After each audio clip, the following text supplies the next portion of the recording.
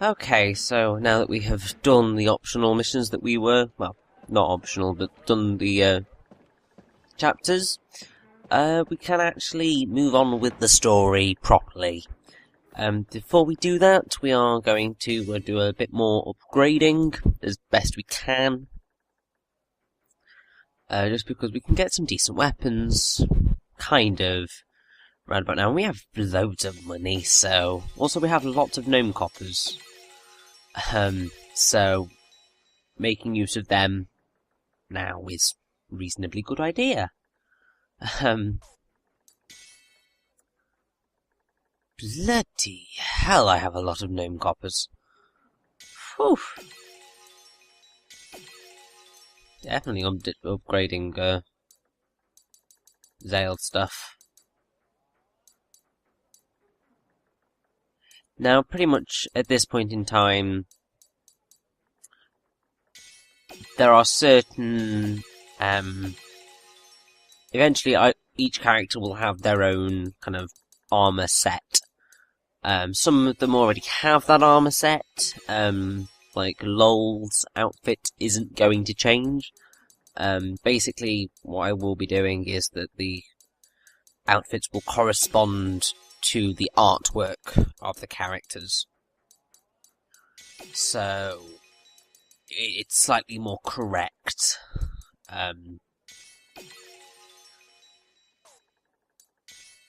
Which sounds a bit ridiculous, but I do quite like the options that each character, well, the artwork for each character, and I think it just works quite well.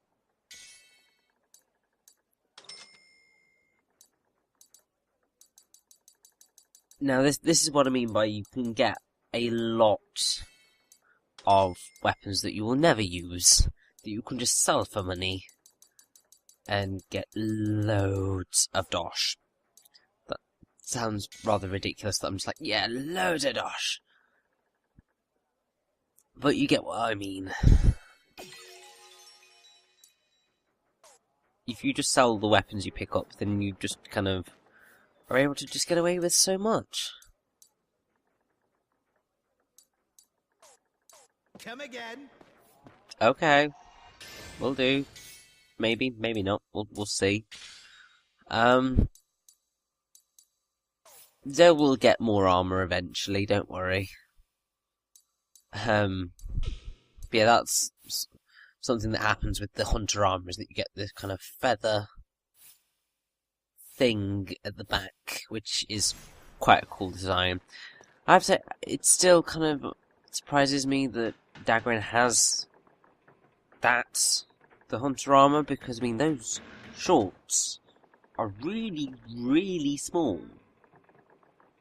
Like, seriously, it's kind of ridiculous. What is this room? But we have made it into, Lazulis Island? this very interesting room. This is a pretty old book. I've never even seen symbols like this before. A picture of Lazulis Castle. What could this book be about? What the? This is the same symbol that's on my hand. But who is this person?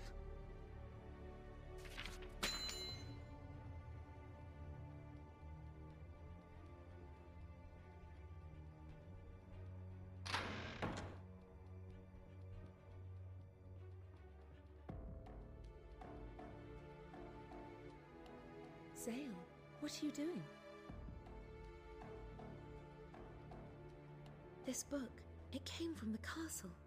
I've seen it before. Then do you know who this person is? I think he's my distant ancestor. That's what my father said. So you're related? Yes, the founder of the House of Arganan. He was supposedly a very powerful sorcerer.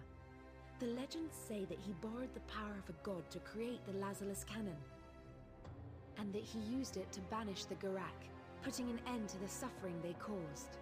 Did you say a god? Well, maybe not a god exactly. I don't really know the details, only that it was referred to as the Outsider. The Outsider? Yet it pleases me that a human, too, has come to possess the Outsider's power. That mark. It's the same as my ancestors. Yeah. And since I got that weird mark, I've been able to use this strange power. Gurak mentioned it too. He called it the Outsider's power. Right. So maybe that's why your light was shining so brightly back then. Could it have been reacting to my Arganan blood? I'm just a mercenary. Why would I have that kind of power? Could it be to protect Lazulis Island from the Gurak, just like in the legend? I'm sure the Outsider believed you'd be able to do that. That doesn't make sense. Gurak had this power too. Do you think Gurak knows something about what this power really means?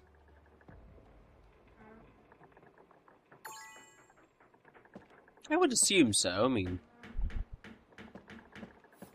we wouldn't kind of have mentioned it if he didn't, but oh well. I wonder what that key you found is for. Very helpful, Callista. Anyway, let's just upgrade something a little bit more. Seeing as we have this extra gnome copper, might as well make use of it.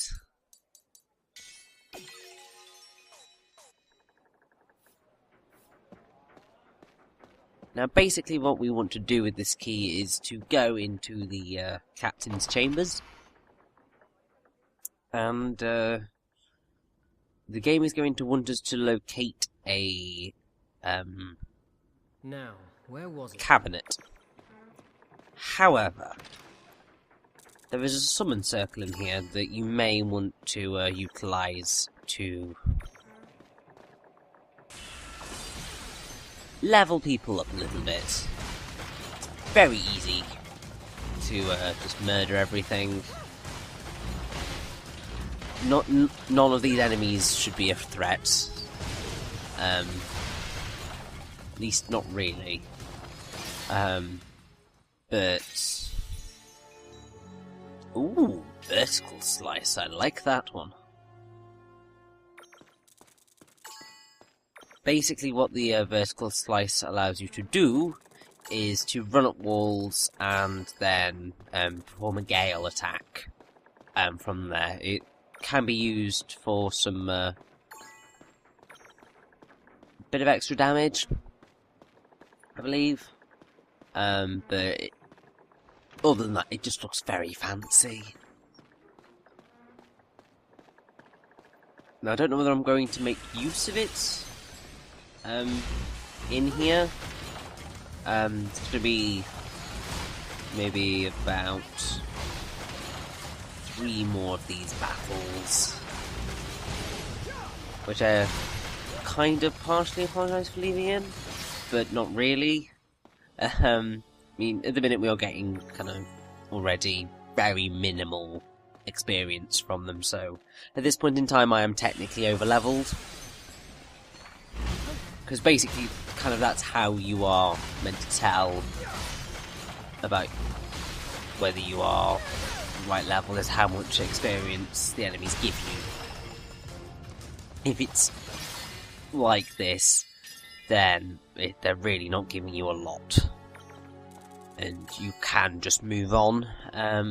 Main reason I'm sticking around is to grab a few more items, because, I mean, look at that, we've got a few more gnome coppers, we've got a couple of pirate rings. Basically just makes things... well, we can get some more items which will be useful to us.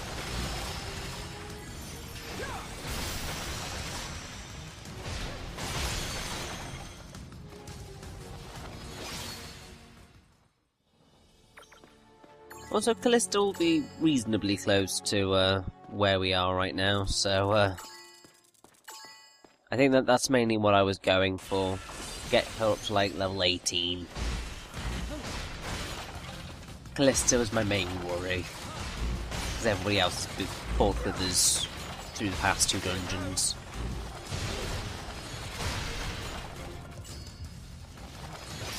And Yeah, that should just about do it. So now that we have gone through all of that, we will finally actually do what the game wants us to do, which is to seek the cabinet. There are scratches around this cabinet. Maybe it can be moved. Then maybe we should use the key. I don't know. Makes sense, I think. Hmm? Oh, this is interesting. What's this map? The map that Zael had found showed the precise location of the Gurak's frontline military base.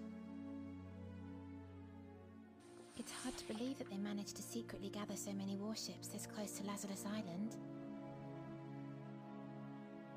Over a century has passed since the Gurak were banished from the Empire. We humans have grown careless. It gets worse, too. For the first time, the Gurak are united under a powerful king, Zangurak. He's to blame for all this. The ship's repairs are almost complete. As soon as we're ready, we'll head for the Gurak base.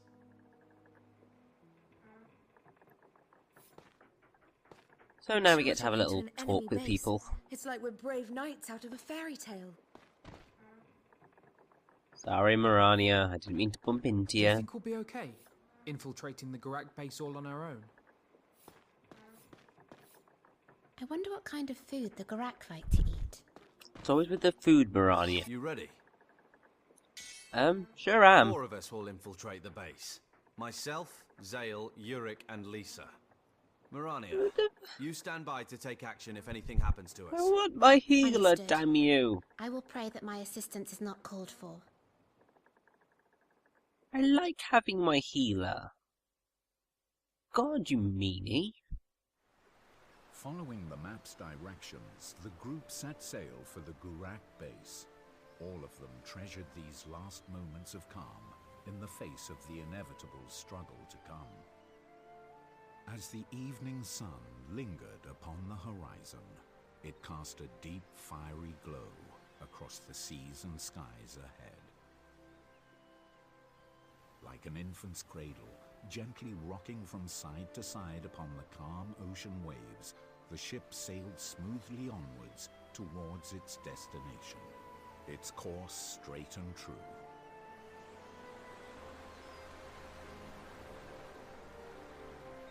The ocean is so vast. How far does it go on? If I'd stayed in the castle, I could never have witnessed a sight like this. Seeing you smile like that makes me happier than anything.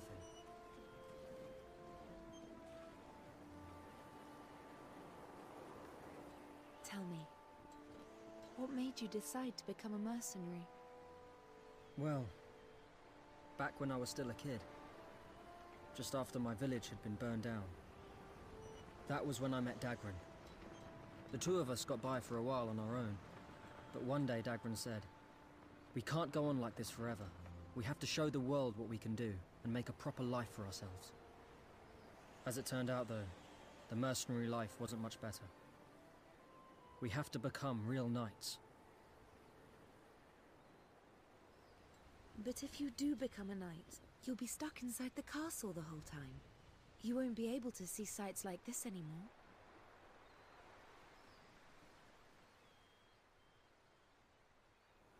You really aren't looking forward to going back?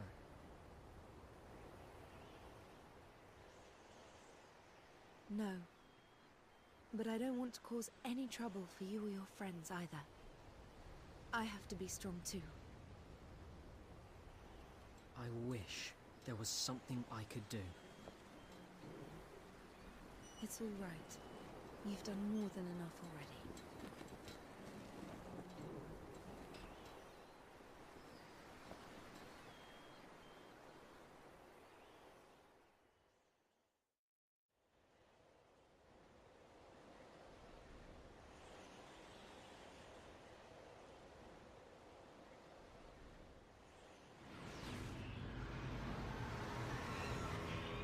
That's quite impressive, I have to say. Despite what you may think about the in-game graphics, this game looks well, the CGI in this game looks stunning. We can't get caught here.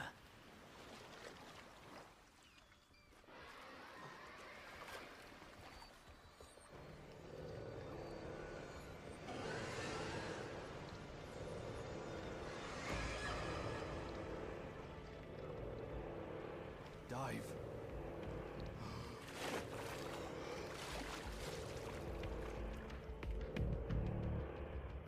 Now, the Gurak military base is actually quite a long chapter, from what I recall. So that's why we're doing a little bit right now. As I thought, there are less guards around this side. But That's who knows good. where they're hiding? Proceed with caution. Don't forget this is an enemy base. You okay, Lisa? Yes, I'm fine. This water's really warm, isn't it? The sea is above a line of volcanoes. They must be heating the water. Wow, you know a lot, Yurick. Not really. Well, it's still a bit of science, and it's more than quite a lot of people would know. I mean, quite a few people would be like, ew, you pissed in the water. God. Whereas you came up with a logical explanation that actually works. But basically, if you were just shoot that guy in the head, then you can get rid of him very quickly. Although, rather annoyingly, getting up is you have to go a bit of a backwards way around. And if you fall off, you have to go all the way back around. It's slightly annoying. But, oh well.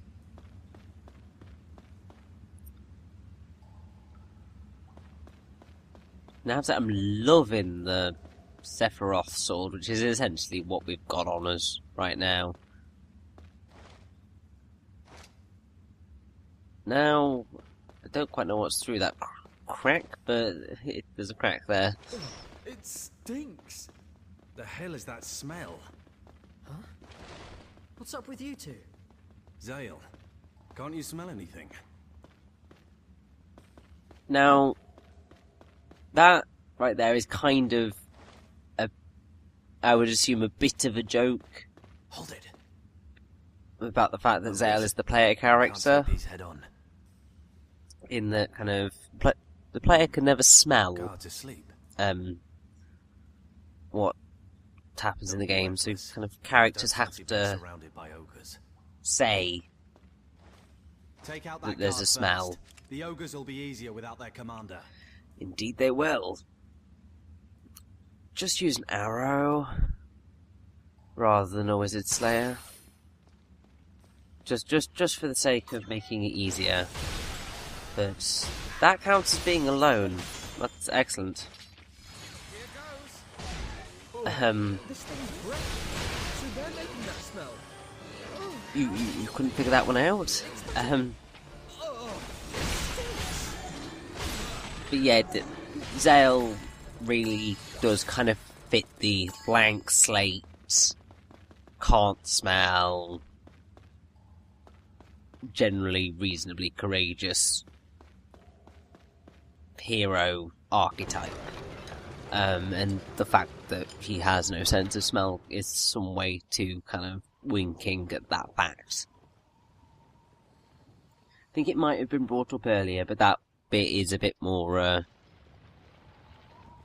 obvious. There's no one here, but don't let your guard down.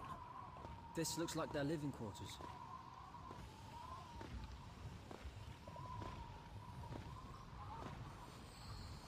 Their main force must be somewhere else. So they use the lava in their everyday lives? Their culture might look totally different to ours, but humans and Gurak once lived side by side. Things didn't stay peaceful, of course. In the end, we drove the Gurak away to this dangerous place. But they made it habitable. They even found a way to harness the lava. Pretty impressive. I have to agree. I mean, anybody who can harness lava is good in my books. I mean, bloomin' heck. Keep an eye out. It's fine. I can't sense any enemies.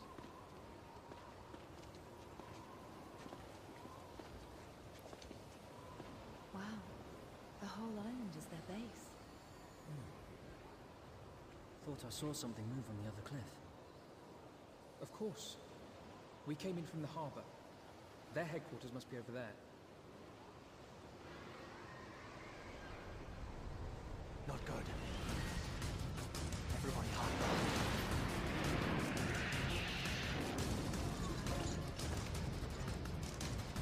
We have to shut them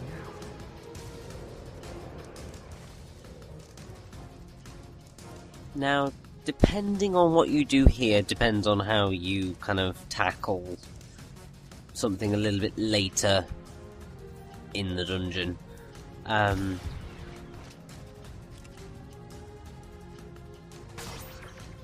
Good technique is to kind of just beat them off one by one, brutally murder them and all that, you know? Or, you know, then get caught. If the enemy pulls out this evil circle, get Yurick to use reverse on it. I hate damage circles. They're the most infuriating thing I have ever seen in my entire life. Some kind of magic's been cast on the floor. This magic is deadly. Don't forget to heal. Zael, have Lisa use her healing magic. Now, this is something... Well... Callista can also use recover, but she doesn't use it frequently unless you tell her to use it, so... It's slightly annoying.